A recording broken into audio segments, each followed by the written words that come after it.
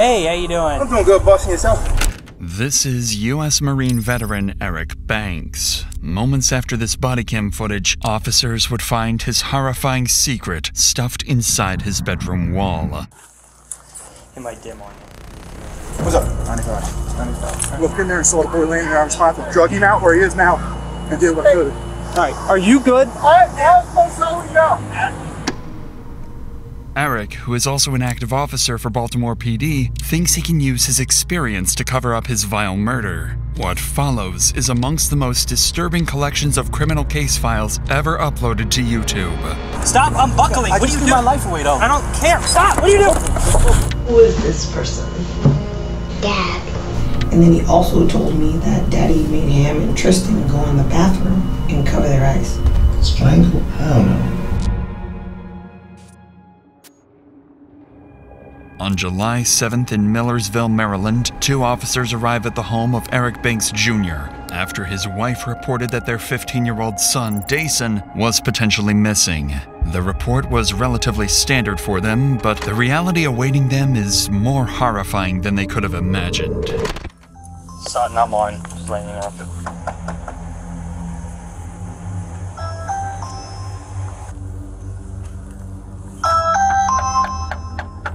Officers report hearing loud bangs from the upstairs of the home. However, nobody comes to answer the door. After multiple minutes of waiting, an out-of-breath Eric finally greets the officers. Hey, how you doing? I'm doing good, boss, and yourself? I'm doing good. At a Porter one. I'm out with him. What's going on today, man? You're supposed to be serving peace protector order. Supposed to be serving it on you or on... Both of us. Okay. The judge just ordered us to stay away from each other. Okay. Sit down, buddy. Sit Do you all have some sort of like court order agreement on custody or something? My oldest, I know he ran out the back door somewhere. All his stuff by the back door. He ran out? What's going on, boss? I know you get DJ. I know you're getting tired of seeing us. Where's DJ? She called him and he went out the back door. He's not here. No. You want to come in? Just let you know you're being audio. Oh, hey, I know. I see y'all got the body cam. Yeah. She said he was like. Do you have a phone? Huh? I took my phones back. Okay. Yeah. So all the phones are on my plan. Separating everything. You have no idea where you just let a 15-year-old walk out of your house with all his bags packed. No, his bag's at the back door. I literally told him, wait for your mom to get here. The police supposed to come here to serve her a peace of protection order. The judge told her to call you guys before she comes to. I'm not trying to get in trouble. I understand.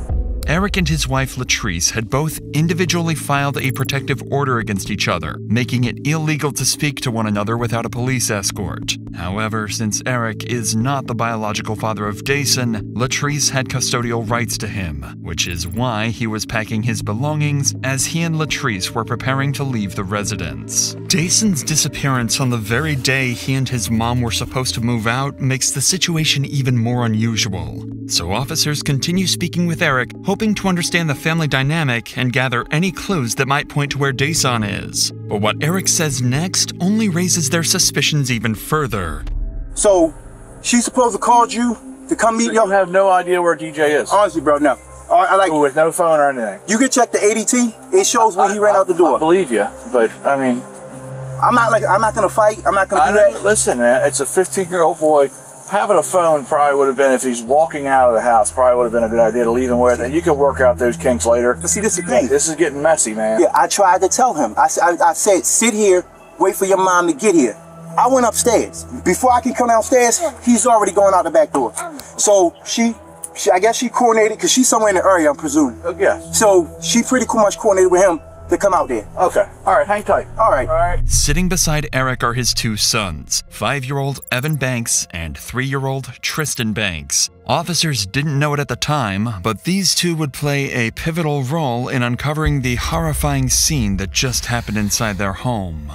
But for now, Officer Sutton goes back to his patrol vehicle to run a registration. He identifies the suspect as 34-year-old Eric Banks Jr., an officer for the Baltimore Police Department. He's been an active officer since 2018 and also carries 10 years of service in the United States Marine Corps. After speaking with neighbors of Eric, who provided minimal additional information, officers would confront Eric once again, this time sternly, to figure out what was going on. It's here that Eric would explain his alibi, one he had come up with just minutes ago. We found out about the whole situation. his mom. That's neither here nor there. But this is what I'm trying to tell you. Me and him sat at the table. He cried to me yesterday. He said he don't want this separation. Like, he know we'll be separated before.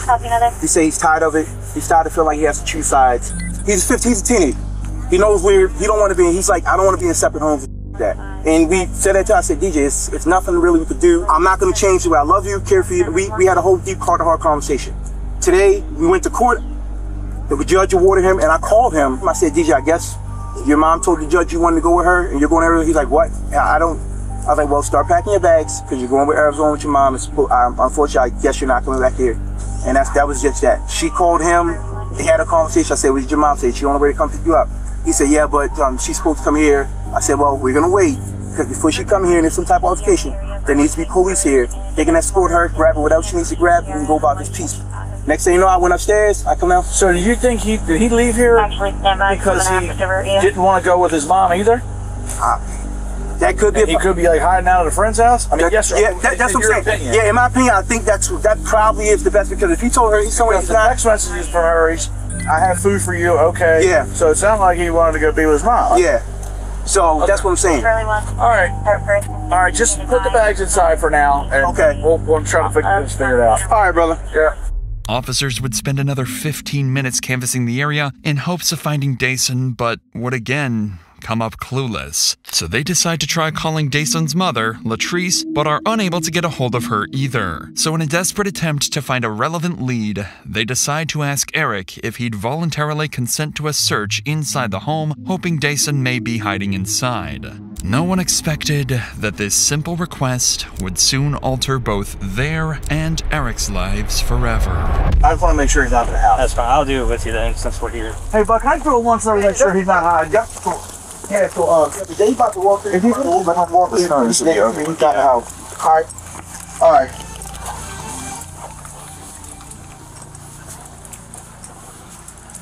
That's your room? The one with the bunk bed right here? Yeah. This is the kids' room. DJ! This is my room right here.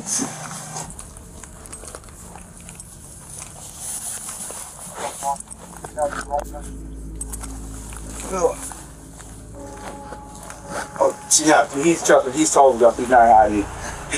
In Officer Adams' report of the incident, he notes that at this point in their home search, Eric's demeanor had changed. He advised Eric to relax and let them freely search the home. They proceed to make their way to the 3rd floor of the home, the floor which stores Eric's chilling secret. But before we get to that, if you want to start eating better this new year, HelloFresh makes it easy, with recipes that feel and taste delicious. I've used it on busy weeks when I still want real home-cooked food, but don't want to waste money getting DoorDash every day. Everything shows up portioned, the recipe steps are simple, and dinner actually gets done. They've got over 100 recipes every week, so you're not stuck cycling through the same boring, healthy meals. You can even pick from over 35 high-protein options each week, including new Mediterranean and GLP-1 friendly options. You can get steak and seafood recipes, plus 3 times more seafood options at no extra cost, and the ingredients are solid with sustainably sourced seafood and 100% antibiotic and hormone-free chicken. If you want to make eating at home easy this year, then HelloFresh is the best option for you. Go to HelloFresh.com/DrInsanity10FM to get 10 free meals and a free Zwilling knife, a $145 value on your 3rd box. Offer valid while supplies last. Free meals applied as discount on first box. New subscribers only. Varies by plan. Alright, Dennis. I'll see this up. Is this always down? No, this is where my safe is. Yeah. So this is where my guns go. Okay. You got your little light on your side? Yes, I do. You got a light back up? Okay. It might dim on you. You need 2 batteries. What's up? 95. Alright. What's up, bro? 95. Inside the hole in Eric's bedroom lies Dason's deceased body, already cold to the touch. Eric forgot to fully close the hole before meeting with the officers. The gruesome discovery would leave the 2 officers in shock. They try to keep their composure while transporting Eric to a patrol vehicle. What's up? They came right now. Alright, where are we? Starting at it. I have one starting now. Okay. DJ, DJ. What's up? What happened? Let's go to the car, all right? Yeah, let's go to the car. All right, yes. Oh, and the phone, sir. Here, let me move one thing out of your way. Oh, great. All right, just see for me. All right. While Eric is being detained, Officer Voss attempts life-saving measures on Daesun, noting that his condition appeared consistent with an unresponsive individual. He also notes that Daesun was shirtless and that his jeans were heavily soaked with moisture from an unknown source. Outside the home, Eric is temporarily placed in the patrol vehicle, but within moments, the situation begins to spiral out of the officer's control. Stay seated. We have one in custody. All right, yeah. I need you to stay seated. Okay. Okay. All right. Okay. Bump you up. All right, go ahead. Can I just kiss my boys real quick? No, I need you just in the car. Listen, All right, my boys. Look, All right. listen. Yeah, I got you, bro. Just let me kiss my boys. Stay in the car. Bro, just let me kiss my boys. Stay in the car. I'm just saying, like, just let me kiss my boys real quick, bro. All right, I'm coming in the car. I'm going in the car. I'm not doing all that. I'm not doing all that. I'm not. Start them up. Faster. I'm not doing all that.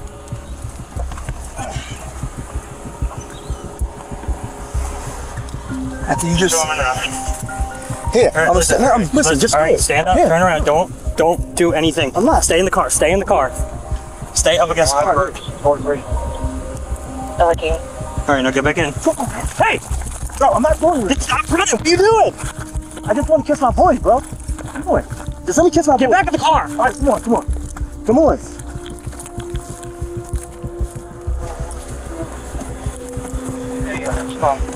The mom is parked at the corner of Hilltop. Stay in there. You're not coming out no matter what. All right, bro. Without additional units on scene, Officer Sutton struggles to keep Eric restrained. Sutton attempts to secure Eric's handcuffs using a double lock, a mechanism that prevents cuffs from tightening or being manipulated. However, Eric uses his police experience to exploit this, and while his previous attempts at evasion have failed, he'd make one more, final, far more violent attempt to get away. Everybody's trying to grab a gun! Everybody's trying to grab a gun! Stop! Get in the car, motherfucker. Get in the car. Now, in here. Turn him out. Turn him out. Turn him out. Turn him out. On the ground. Correct. 4448. 322 now. Where's? Stop. I can't stop. Yes, you It's can. on my wrist. And my hands going numb. Are you on your side? You gonna stop? Yeah. I can't. My hands going numb. All right, turn them on the side. Numb. But hold on. I told you broke it. It's numb. All right. Stay where you're at. Stay here. I am staying here, but I told you broke. All right, move your legs. All right, take a deep breath. I am. All right, listen. You're wiggling around left to make it worse. I know. All right. But I want you. We're done. We're done here. I want you to be not done. I want you to be. We're gonna take you to the hospital. All right. All right. Well, let's just not wrestle anymore. It's just hot as shit today. I know. You sweating? I'm sweating. Can we be done? I want to be no, bro. Like. All right. Well, let's go to the hospital and talk about it. We don't need to wrestle on the ground. Is that helping anything? No, it's not. All right. All right. Okay. All right. Eric attempts to unholster Officer Sutton's service weapon, eventually managing to loosen it and nearly knocking it to the ground. Fortunately, Eric's handcuffs prevented him from causing any further harm. As the chaotic scene finally settles, officers briefly discuss the frantic events that just unfolded. I go up to Subway to meet her, go in to make sure he didn't go to Subway in this indication. Come back here, I said, let me just check the house. It started getting real weird. I'm like, well, if you just stay back, he's a bar enough city fine. Started to get real weird. I'm like, no, I can check the house. You stay back. You stay back. You stay back. You stay back. I go up and wait off. He goes, he wouldn't be up here. There's an attic thing undone with a screw in it. Looked in there and saw the boy laying there. I was trying to drug him out where he is now and did what I could. I immediately, as soon as I saw the boys laying with 95 hands, to get him out of here and ask for more units to start a CPR. Drug him out and start a CPR. Okay. All right. Are you good? You're good. You're not hurt. No, I'm hurt. Should have done that if I'd have known, if I'd have just did that first. You may not have been hurt. I'm gonna take the whole block, bro. You see that? Hey, Steve, take him. Come on. Just go up with him. Do a CPR. Sorry. One Where's the 10-7? 1448. Inside? Yeah, like, well, we went upstairs to check the house, and yeah. the gun safe area. What's up? There's like a gun safe area, and my partner looked in there, 95, and I don't know what's going on, and then when we took it to my car, I gave him an opportunity because I needed to double lock his stuff, and then he unbuckled himself, went out, and grabbed. EMS attempted to perform CPR on Dason, but it was too late. Dason was declared deceased shortly after by EMS. What officers uncovered with Dason was only the beginning. As the investigation deepens, Eric's children would reveal further secrets, painting an even darker picture of the reality behind closed doors. For now, the decision is made to take Eric, his children, and his ex-wife Latrice to the police station. Everyone would eventually make it to the station, each separated into their own individual rooms, awaiting intense interrogation.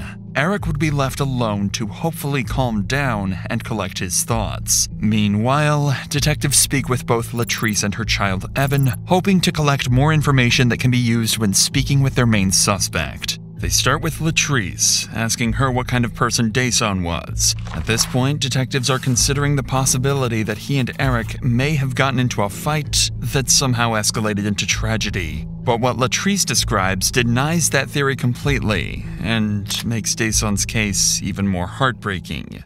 Can you sit a little bit closer over here? Yeah. There's a lot of specific questions that I wanted to talk to you about.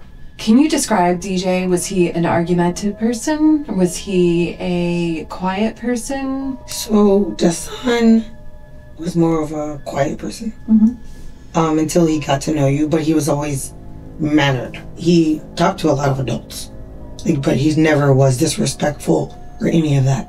I had teachers from his elementary, the principal, middle school, they all showed up for my son. He was that type of child. You know when teachers come. Would you say he was a sweet boy? He was very sweet and always willing to help. That was one of the things across the board. Always willing to help. In the loft, in the crawl space in the loft, what was normally kept in there? Nothing. Safes? Nothing. Was that ever left open? No. It was always screwed? It was always closed. Okay. Because I don't like it. Like, it freaked me out. There is a light switch in there. Okay. So I was like, where's that light coming from? And I turned the light switch off. But, I don't know, maybe it was him. So let's talk about that. You called me and you said that you saw him, you viewed him at the funeral home. Are you okay? Yeah. Okay. And it was before he was embalmed. Because I wanted to see him. Right. And you saw new bruises. Yes. Where did you see new bruises? On his nose. Like, that circular, dark mark on his upper nose. His lip looked busted also. Like, that wasn't there. And then his eyes were like purple. I don't like. They were puffy and purple. Yeah. It looked to me like he was in a fight. And my son doesn't fight. Dason's autopsy report ruled his cause of death as asphyxiation, which, in combination with the bruises and marks on his face, implied he was likely strangled to death. I knew it, and he was my baby. So I knew it. I still have those feelings that, no, I'm not happy with. Because to me, it doesn't say I did it, but it says there's enough evidence to say I did it. So, you know, let's just say you did it then. Latrice makes it clear she believes Eric is responsible, even though she didn't witness the incident herself. But her son Evan, seated just 3 doors down in his own interview room, has information that could take the investigation even further. How are you? Good. Good. You said your name is Evan, is that correct? Do you know how to spell your name? You can go ahead and write it down. 7. Okay, nice handwriting. And how old are you? 7. 7? You want to write 7 for me? Yes. So I don't forget. Sometimes I forget. Notice the harsh contrast between interview rooms. Evan is sitting in the department's safety room, a space created to provide comfort and reduce stress for victims and young children involved in sensitive cases. His interviewer, Miwa, is a forensic interviewer from Maryland, trained specifically to speak with children and family members connected to a criminal investigation. And because Evan is only 7 years old, you'll notice a drastic difference in how his interview is conducted. My job is to talk to kids and families all the time, and today I get to talk to you.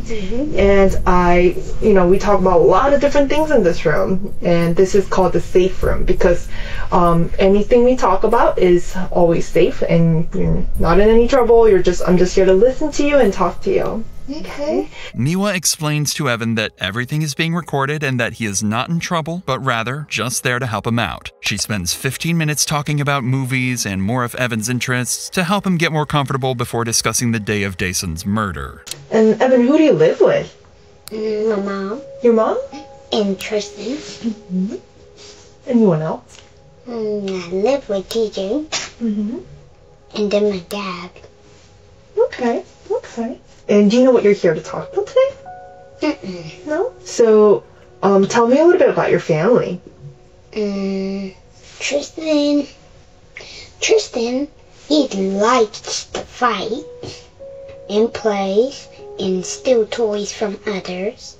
I like the color, and then I also like Kids Bop and Tristan. And you said you also live with the DJ, is that right? Uh-huh. And my mom and Tristan. So DJ, how old is DJ? 15. 15? Tell me about DJ. DJ like going in the water, tickling me. Can't really remember all the stuff he used to do. But he loved playing Roblox games. Tell me about the last time you saw DJ. My mom wasn't at the house. Tell me who was at the house. Dad, and then DJ, and then me. DJ was going to Arizona with Mommy, and then Daddy was waiting at the door with DJ. DJ put his bags in the basement, and then I don't remember what happened next. That's all I remember. Okay. Miwa would tell Evan to draw the last time he saw Dason, and he'd draw the staircase leading to the home's loft. The same staircase Eric has dragged Dason's body up. And so, who is this person? That was DJ. That was DJ? Where was Dad? Right here. Oh, okay. So Dad was up here and then DJ was right there? Okay. Where did they go after? They never went anywhere. They were just waiting at the steps. Oh, they were waiting at the steps? Who was he waiting for? Or what was he waiting for? He was waiting for Mom King. The DJ. Did that happen? No. Not yet. Was there anything that you worried about on that day? No. I wonder if there's anything that you were scared about that day. I wasn't scared. Evan struggles to reveal the details of the events he saw that day, likely due to the discomfort of speaking with a stranger in a police station. But the information he gave his mother on the day of the incident provides far clearer insight into the disturbing events he saw. You said that one of your children said something to you? Evan, and what did Evan say? That he saw Daddy bringing DJ upstairs. And I said, where were you? And he said he was in the living room. I just didn't want to pry too much, but then I said, oh, was DJ sleeping? He said, no, he wasn't snoring. And then I said, was he moving? And he was just like, no. And then he also told me that Daddy made him and Tristan go in the bathroom and cover their eyes. Okay. But this was before. This was when the police first knocked at the door. Okay. Evan didn't say anything about the knock because he told him to go in the bathroom first. So I'm a little confused of like the order. So I don't know if that's maybe when he was going to let the police in. But Evan did say he saw that. And he was in the living room because he told me he was watching Loki. In addition to these grim details, Latrice would go on to explain how Eric's life had begun to collapse all in synchrony. Due to the protective peace order Latrice had filed, Eric was suspended from the Baltimore Police Department. the very same day of Dayson's death. He had just separated from his wife, was about to lose his children, and was now left without a job. Latrice also explained that the peace order she filed was not her first attempt to separate herself from Eric. Months prior, Latrice filed her first peace protective order, writing, "I am in fear for my life and well-being because Eric Banks keeps trying to control, follow, and emotionally abuse myself and my sons." The order was denied, however, and it wasn't until months later that her second attempt was granted.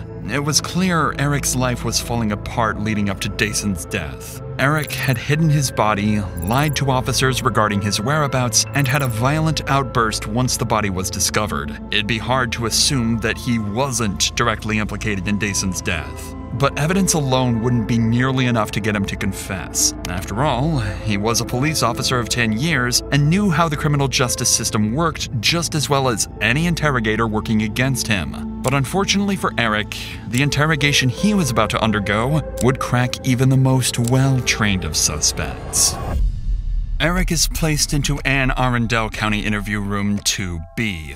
This room was designed for priority matters, exclusive to high-profile cases. Because Eric had attempted to attack an officer earlier in the day, he's been handcuffed to the table to restrict movement. Eric is left alone for multiple hours as the detectives prepare for his interrogation. While waiting, he can be seen glancing around the room multiple times, likely searching for a camera. What Eric didn't know is Interview Room 2B has a small camera placed in an unusual location, which Eric never managed to spot. The primary investigator assigned to this case is Detective Louis Adrian. His prior service in the United States military likely factored into the department's strategic choice to have him conduct the interview. This shared background enables Adrian to establish rapport with Eric, a key component in the upcoming interaction. So, you know why we're here. We want to talk about what happened, why it happened, and anything surrounding that whole situation. But you know as well as all of us that we have to go through Miranda with you. So what I'm going to do is we're just going to go through Miranda first of all, and then I'll start getting all the other information, okay? After reading Eric his rights, the detectives would spend nearly an hour connecting with Eric and bonding over their shared military experience. He's like, now you come in, you're in front. Okay. We go back in, we about to go in the building, like, you're in front. She's like, but I thought you said you're like, some people were made, you know, to do certain things, and I said, I'm not made to be a front person. So, yeah, but, so I'm running the block then, and I remember so I was like, hey, whoever that officer is right there running, just keep going, because you're about to run right into him. And out of nowhere, these two guys just come out, pop out, and I'm like, okay, I got him. And they just fall over, and and he was like, yeah, whoever that was running, he was moving, and you just ran, and just like, he was like, don't, because I was slowing down, like trying to look. He's like, no, keep going. And I'm running like, okay, you gonna tell me when? This friendly conversation appeared to take Eric out of the tense mental state. It appeared that Eric sharing his favorite moments from the military gave him a sense of importance, like he had an identity he was proud of, or at least used to be. But that moment is short-lived, as he's quickly brought back to the reality of why he's sitting inside a police interrogation room. So you spent 3 years, and you're still active in the Baltimore City Police Department. Yes, sir. So from what I hear, you're suspended? No, I'm suspended now. I'm going suspended, yes. Okay. Why? Can you tell me what's going on with that? May 8th, I got a peace and protective order against my wife. Okay. You got one against her? Yeah, I got one against her. Same day, she took the firearms out the house. She took the safe out of the home. You know, Anne Arundel County did press charges. They press charges against her. Her for taking the safe with the firearms. The firearms. Yes, sir. And were they your duty firearms? Duty firearm. My whole full duty belt was in there. Okay. Firearm, taser, magazine, pouches, everything was in there. She turned around and went and got a peace order on me, saying that I was following her. But when she got it, that's when pretty much they have to suspend. Yeah, I have to get suspended. Her mom sent my mom something talking about I was following her, this and that. I'm like, how? I'm here at work. How you say I was following? I was like, there's no way. That's when we both ended up at the courthouse, and I was like, because I was like, I'm just putting a stop to this. So I let the clerk know. I was like, I don't know what's going on, but every time that my wife's trying to leave or something's trying to happen secretly, there's a peace order for me to get kicked out the house. And I was like, that shouldn't be, and that's when they brought us both in, so we both got seen by the judge, and he granted us a peace order for both of us to stay away from each other. Okay. Yeah. What was that? That was just, was it 2 days ago?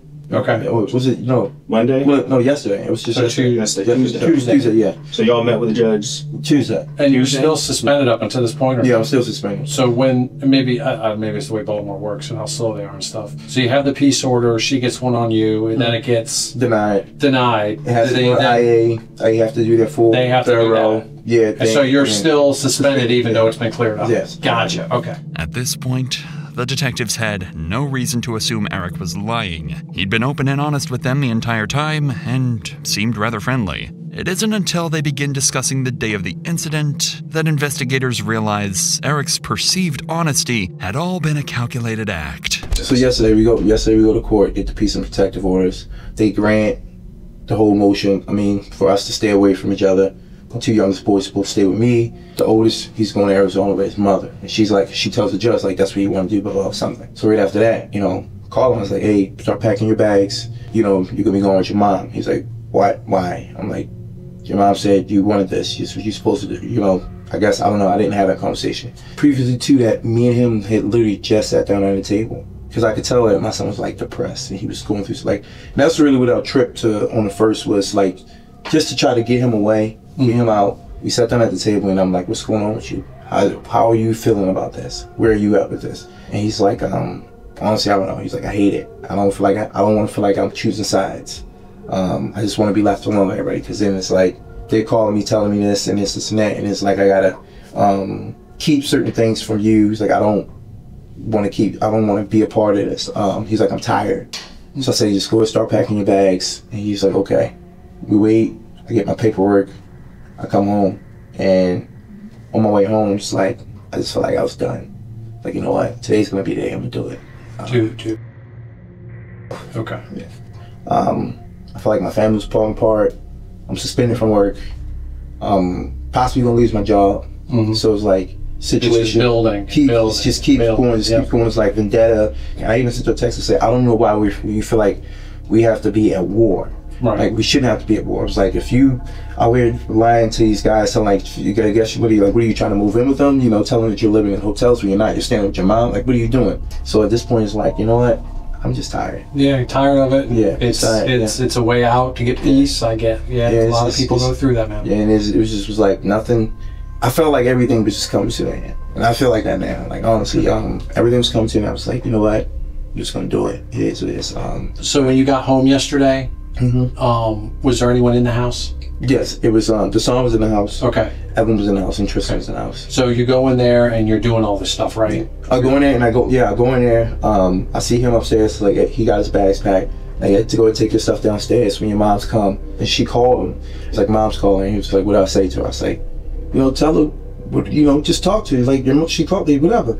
And he answers the phone, and they have a conversation. And that's when I'm like, okay, what'd she say to you? She said she's gonna be in the area, just bring my stuff downstairs. I said, okay, cool. I said, so the police should be coming, and when they come, everything goes smoothly. This is the moment where Eric's act begins. Notice how he begins looking blankly into the ceiling as he recounts critical moments. For the last hour, Eric hardly looked up to the ceiling once. I go downstairs and I'm in the kitchen. I just made a big bowl of Gatorade. Not big bowl, but big picture of Gatorade. It's blue. It's probably still, I believe it's still on the counter. But like I said, you say you never went to the hospital. The bag of crushed up pills that I had was right there. The son came downstairs. He asked me something. He was like, what did he say?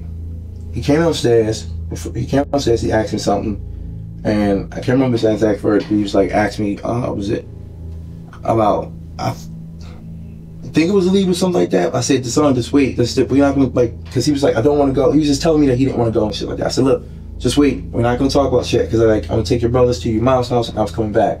I said, if your mom gets here with the police before I get back, unfortunately, you gotta go with her. That's just the way it is. He's upstairs. I remember Tristan. I told Tristan, I said, Tristan, go get your shoes. Tristan said, okay. So Tristan goes upstairs, he gets his shoes. And he comes, he's like, Daddy, what's wrong with DJ? I'm like, huh? So I go upstairs, and DJ's in the bathroom, and he's in the tub. And that's when I seen him. I was like, what the fuck? That's why I pulled him out the tub. And as I'm pulling him out the tub, I laid him flat on his back on the floor. And then, at that time, I'm not sure, I think it was Evan or Tristan. He was like, Daddy, somebody at the door. And I'm just looking at my feet. I'm like, what the fuck is this? I'm like, what the fuck? Eric makes his story clear. He had planned to end his life, but coincidentally, Dason had the same plan and did it first. It's an extremely complex alibi and only becomes more unlikely after Eric explains why Dason's body ended up hidden inside his bedroom. So I go downstairs, I go to the front door. The officer's there. Okay. And I panicked. I was like, I don't know what the fuck to say. So he asked me, he was like, hey, what's going on? I started talking to him, telling him what's going on. What did he say? He said, so what's the situation? And I told him about the situation. And I was like, you know, my wife, she's supposed to wait on y'all to come. You know, y'all supposed to be serving her with a piece of protective order and whatnot. He's like, she's like, yeah, she's supposed to be, like, yeah, she's supposed to be picking up our son. And he was like, is she here? And at the time, he was upstairs on the floor, in the bathroom. When he said, was she here? In my mind, I was like, no. Okay. Yeah. You panicked. Yeah. Because it already looked bad. I already moved him. And I was like, well, you got him out of the bath. Yeah. And then when I got out of the bathtub, I asked the officer, and there's no body on cameras on, you can see, I asked him, like, can I go in the house, you know, use the bathroom real quick? I remember asking that, and he was like, no, just wait, okay. And then the other officer showed up. And then when he showed up, he's asking, he was like, so, is the son here? Still the same thing, no. I should have said yes. You know, yeah, I knew my perfect world. I knew my state of mind. My state of mind was to kill Eric. Okay. Now let me ask you this, is that why, because I did watch some of the footage, when they went to loosen your handcuffs, you kind of got a little silly on them. Do you remember that? Yeah. What was you went for the officer's gun. What was up with that? Well, before we get to that, when I first went back in the house, when the officer told me, the tall officer, he told me, he said, go get the sergeant's phone. I ran upstairs, his phone was in the bathroom on the counter. Okay.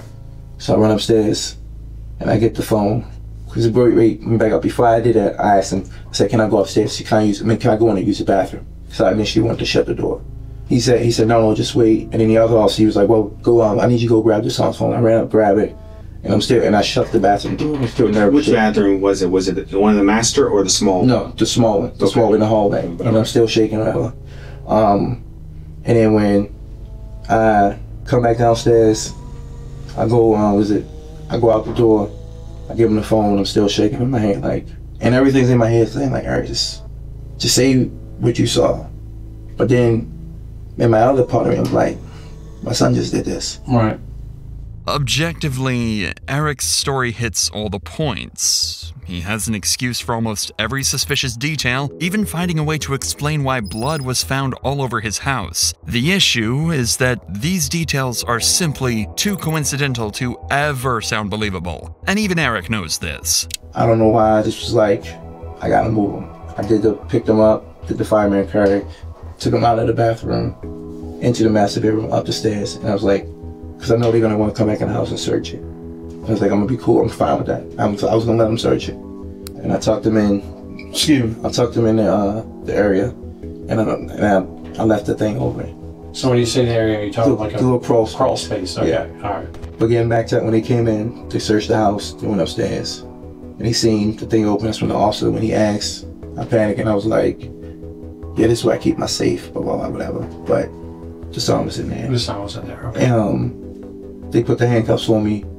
I went back downstairs. And when they put me downstairs, I was like, life is over because it looks different. It's no matter what I say from this point, it looks like I'm a liar. It looks like I lied because I already lied twice. You asked me what the son in the house, I said no. You asked me did I know where he went, I said no, I think he ran out the back door or something. And you know, so it always looked bad because I'm already told you a lie. Even though in my head it's like, you probably should have said the truth. You probably honestly should have left him where he was at. Call police or down the fire department or whatever. Yeah, call the police. Well, that's the world. But sometimes But I was already in. I was already in the mindset of Eric's gonna die today.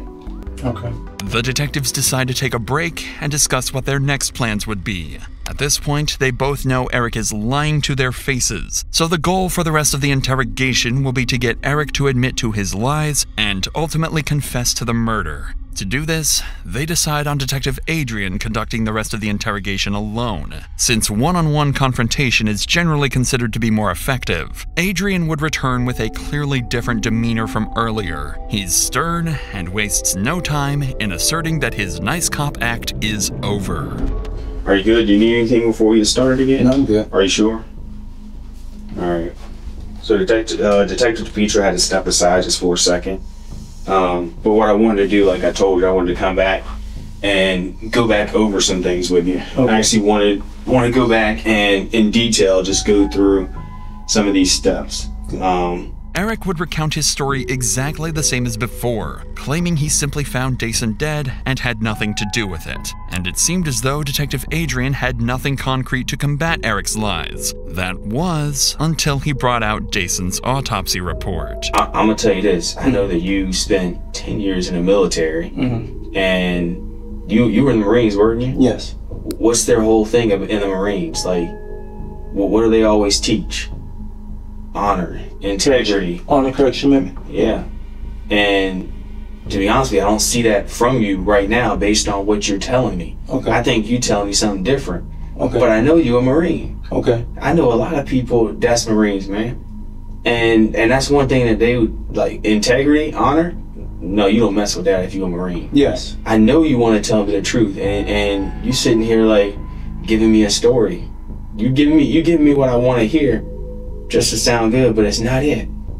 That's not it. Trust me, I'm not trying to sound good to you. And I'm gonna tell you the other thing. And I'm gonna be straight up with you. Yeah. You keep talking about the autopsy. The autopsy said he was strangled. Hell no. The autopsy said he was strangled. Hell no. Hell to the no. Hell to the no. DJ was no strangle. Hell to the no. I'm gonna just let it sink in and let you decide what you're gonna explain that to. No, DJ wasn't strangled. Well, then what happened? Tell me what happened. There's no, DJ was not strangled. DJ, like I told you, DJ went downstairs, he came back upstairs, and DJ was in that tub. Like I said, when I came in that room, he was in the tub. When I grabbed him out, I grabbed him like this, and I pretty much put him in the fireman's carry. When they left, I could drag them up to my room. If that's the case, I would have left him in there, and I would have said, or had them come in there to be like, but DJ wasn't no strangle. There was no way, DJ wasn't no strangle. That's your boy. You had pride in him. Yeah, but you had pride in him. You were trying to help him out with his grades. You were getting him in STEM classes, and then this happened. But you saying DJ was strangled? Nah. Well, then tell me what happened. This didn't happen. I'm gonna tell you that right now. This didn't happen. You saying he wasn't in the club? So no, I'm not saying that. I'm not saying that. I believe that part, but I believe something else happened.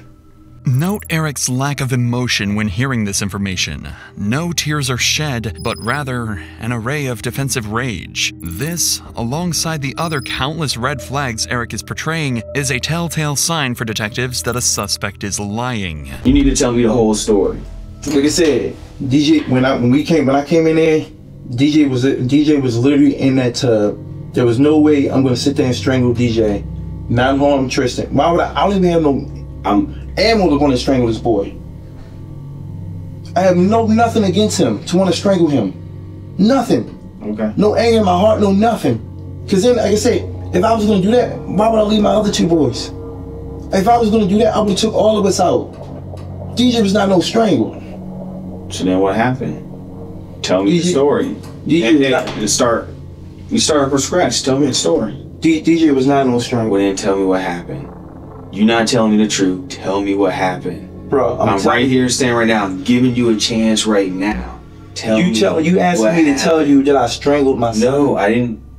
Eric understands the legal system well enough to avoid offering a direct confession when confronted. From investigators' perspective, he knows that admitting involvement is the worst thing he can possibly do. Well, besides not asking for an attorney. Regardless, it's going to take more than just a heated confrontation to make Eric crack, so Detective Adrian resorts to a completely different approach: empathy. I'm gonna tell you right now, the way this is gonna be something you're gonna have to live with for the rest of your life. Yes, sir. This is something you are gonna have to think about every night before you close your eyes. And when you close your eyes, you're gonna think about what you did to him. That's what you're gonna think about. You're gonna think about what you did to him, and it's gonna haunt you for the rest of your life. Or what you can do is you can talk to me. You can tell me what really happened, and at least that load will be off your chest. See, I'm telling you right now, there's no, like, you're telling me to say I strangled my son. I did not strangle my son. That's what you're asking. I understand you're trying to line with me and, you know, and show the compassion, trying to, like, but there's no me in strangling DJ at all. Okay, so let's take strangle out. There's no me strangling DJ. We taking strangle out of the equation now. Okay. What happened? I told you what happened. We taking strangle out. Yes. What happened? He was upstairs in that tub. DJ was literally in that tub. You didn't put him there? I did not put him there, no. DJ was physically in that tub already. When I came to that bathroom, DJ was in there. Did you assist him at all? No. With anything? No, I didn't assist him at all, but nothing. Nothing. I did not assist him getting in that bathroom. Did not assist him going in that bathroom. He was upstairs already. And like I said, when he went downstairs, he was downstairs for a good period of time. He was upstairs, and what's his name? I was down. Tristan was down. Tristan was trying to go, what's his name, with his shoe. I told him, and that's when Tristan said out of his mouth, "Daddy, what's wrong with DJ?" Tristan literally said that out of his mouth, and I went up there to check on him. I don't recall seeing him. Don't recall him removing no belt. I don't recall removing anything that could have been around his neck. I don't recall moving shit. So here's the thing, and I hate to frustrate you, and I hate to, but I also have a job to do, and I also have to get down to the bottom of this. And when I walk through the door, and when I hear everything that happened, things don't add up. Things don't make sense. Okay. They don't make sense at all. If you would have done things different, if you would have been like, yes, my son, I just found my son in a tub, I helped him out, and told the officer, you know this. If you would have done it that way, it would have been different. But the fact that you didn't, now you're sitting here trying to explain yourself. Well, I'm sitting here because the whole situation, I'm sitting here because I lied and said he wasn't in the house.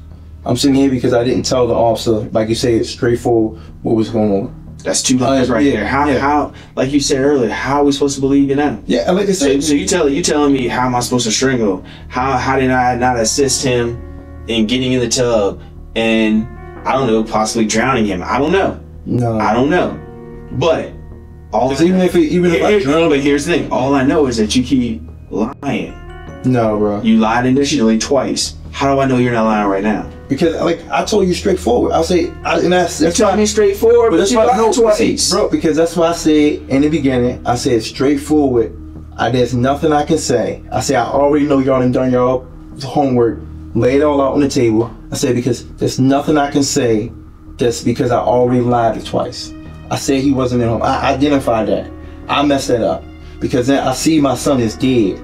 Okay. All right. Do you, I'm gonna leave you alone for a little bit to think about things, but do you want anything else to drink or anything to eat? I'm good with the water and the chips. Okay. Give me just a second, man. Okay. All right.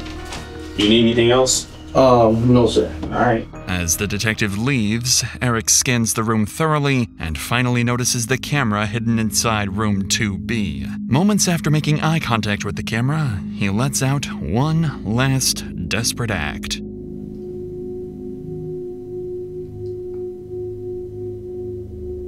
Strangle? I don't know. Unfortunately, it'd be too late to act his way out of the murder. Eric's testimony was flimsy at best, and Detective Adrian decided he'd gotten enough to wrap the nearly 5-hour interview up. Shortly thereafter, Eric was booked into the Anne Arundel County Detention Center under charges of first-degree murder, second-degree murder, and child abuse resulting in death. At trial, Eric would quickly accept a plea deal to second-degree murder as well as attempting to disarm a police officer. And on October 4th, 2022, he was sentenced to 42 years in prison. If Eric serves his full sentence, he'll be released in 2064.